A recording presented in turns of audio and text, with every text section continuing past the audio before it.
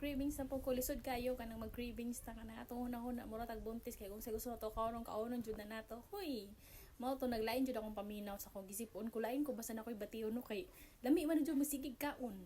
Unya akong gusto kaunon kay kining macaroni niya wala man jud nagtinda mo tong nagpapalit na lang ko para kami na lang jud maghimo para matagbaw jud among kaulit aning macaroni. Huy.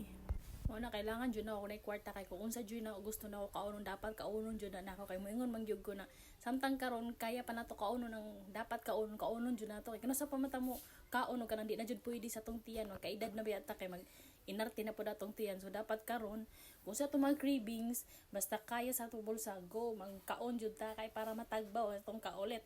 Huy. Mabitoy ni giingon dili to ta maluho ng pagkatao pero kay patay go to man pud ta. Kung sa to gusto kaunon dapat kaunon man jud na. Pero mga na sila ngano di makamutambok ma'am kung sa may mong kaunon. Ambot sa pod nganong di isad gyud gumutambok siguro sa lawas na pud jud siguro na kay ako pud buyag sa jud kaon. Moingon ma'am sige magkagabilog marathon no fun run. Di po ta kaingon na kay dili man pud permi na siya unya. Dili siya permi unya nga akong kaon kay everyday. Kung gusto na ako kaonon dapat mo kaon jud na kay mag-alboroto naman akong ulog di na ako nakaonon. Huy. Mauta na mo unsa di okasyon ng maghimo-himo man gyud nga na. Wala jud siya okasyon ganahan na jud kumukaon.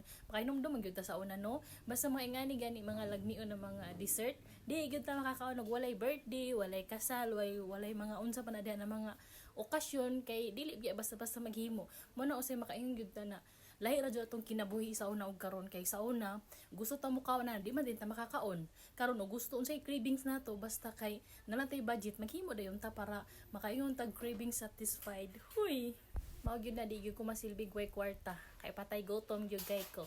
Huy kay unsa jud gusto nako kaunon dapat kaunon jud nako na siya di jud na pwede na di kaunon mao na kung mangita kog partner dapat balanse ba napoy kwarta siya kay ako dili gyud ko maluho ng pagka person pero mo ligi akong giyon patay gutom ko o gusto ko na mo kaon dapat kaunon ako na siya unya kay hilig man kog kaon nya mayon ko na gusto ko mo kaon na mingon na wala man tay budget love bas importante love man ta ka na bahala ka suluhan na yung gugma diha.